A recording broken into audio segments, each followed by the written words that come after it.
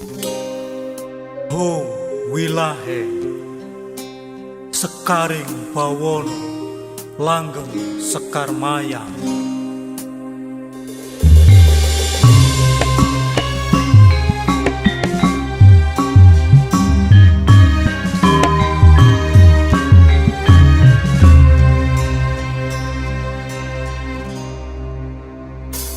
Asma sejati lungguh ingkang prayoga rakane arsa tentrem suwun sangoni pasuki ing sambikala kanthi teguh rahayu slamet raharja.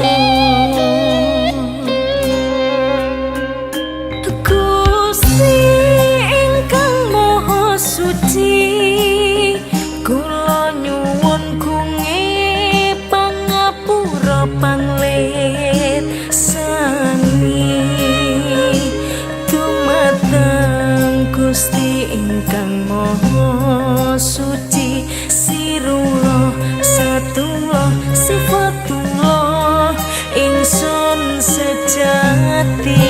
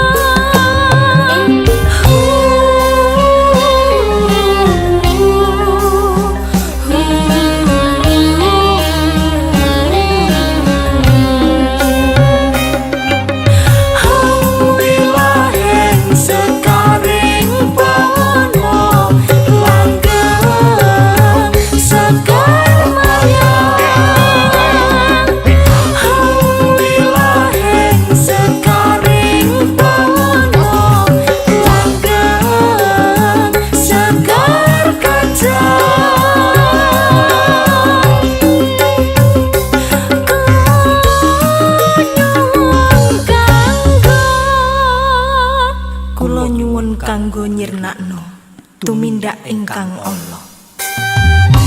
Kun fayaku ragaku gumelat ing jagat, lahirku bareng srengenge, uripku dimarsewu, murepmu biar ana ing tengahing jagat, ora ana sing ngalahno, ora ana